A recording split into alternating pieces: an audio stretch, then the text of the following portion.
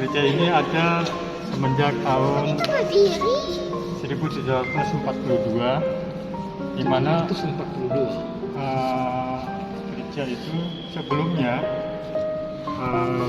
belum dipakai sebagai tempat ibadah, namun di tahun 1742 itu dipakai sebagai base camp bagi tentara-tentara Portugis, dan bangunannya belum berbentuk seperti ini, dimana pada saat itu bangunannya masih berupa bentuk rumah panggung dengan atapnya itu masih berbentuk segi 5 atau limas. Baru di tahun 1887 dibuat bentuk kubah yang seperti sekarang ini, karena sebelum tahun itu bangunan ini dipakai sebagai base bagi tentara Portugis. Tentara Portugis yang lebih dahulu menggunakan daripada bangunan itu. Setelah 9 tahun atau 10 tahun itu barulah dipakai sebagai gereja yang pertama kali di Semarang di tahun 1753. Ya, dari tahun-tahun itu mengalami perbaikan dan renovasi yang secara menyeluruh itu di tahun 1894-1895 yang diperbarui kembali dengan ditambahkannya 2 menara yang ada di depan sebelah selatan, kiri dan kanan, karena memang sebelumnya gereja Belenduk ini menghadap ke arah timur, di mana di depan gereja itu sendiri ada sebuah taman sebagai tanda bahwa kalau di lingkungan gereja itu pasti ada sebuah taman sebagai tempat untuk beristirahat atau tempat untuk menunggu ibadah mulai. Tapi setelah Belanda membangun sebuah jalan antara Anyer dan Panoroakan, yaitu istilah jalan pos, pintu utama daripada gereja ini dialihkan ke arah selatan.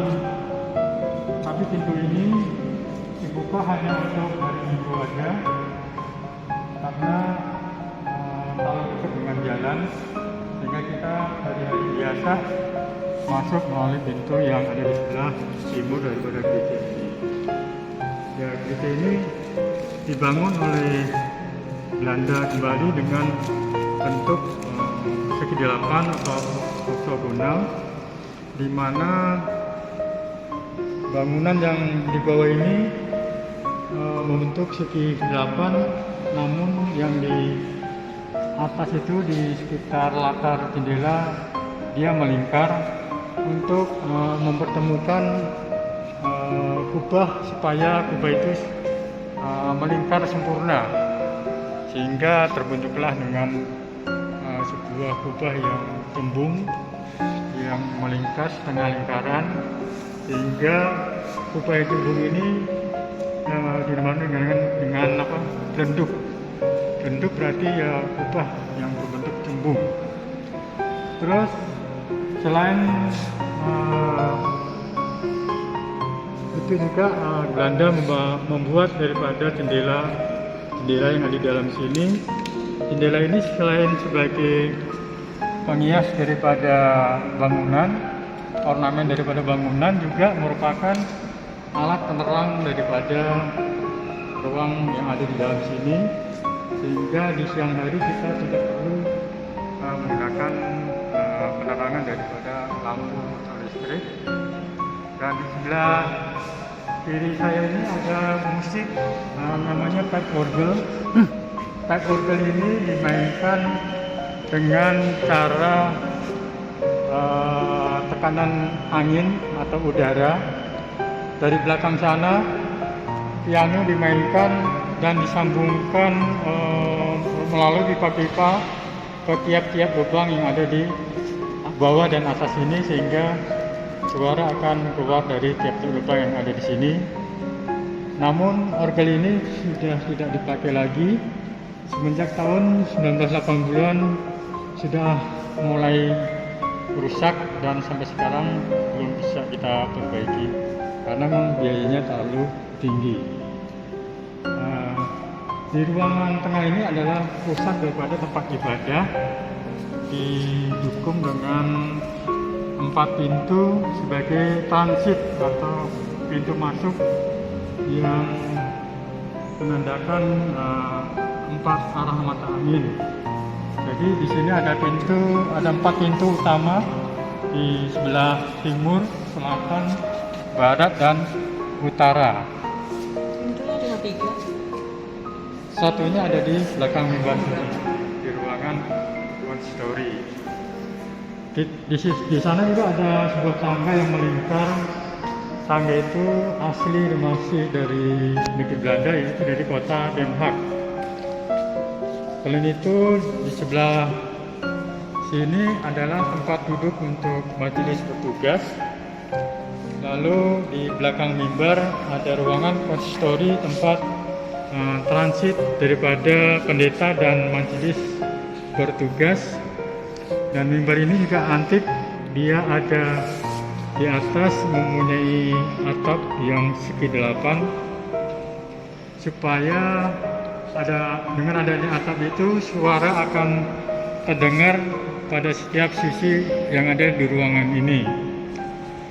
Dan selain itu juga ada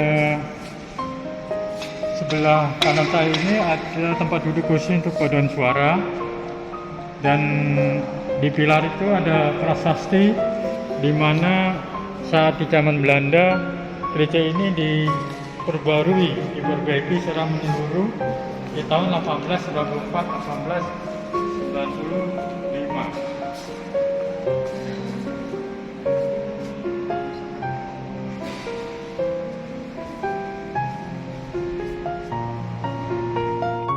Aktif untuk ibadah sebelum pandemi kita lakukan 3 kali, yaitu jam 6, jam 9, dengan jam 17 sore. Setelah pandemi baru kita lakukan kembali outline di bulan Mei 2022 kemarin, sampai sekarang kita tetap ibadah offline. Dan selain ibadah-ibadah yang dilakukan pada hari Minggu, gereja ini juga dipakai sebagai salah satu tujuan wisata, karena gereja ini merupakan salah satu ikon atau cagar budaya yang ada di Kota Semarang. Mau nggak mau, gereja ini juga harus membuka diri untuk masyarakat umum, baik turis-turis lokal maupun mancanegara. Terima kasih.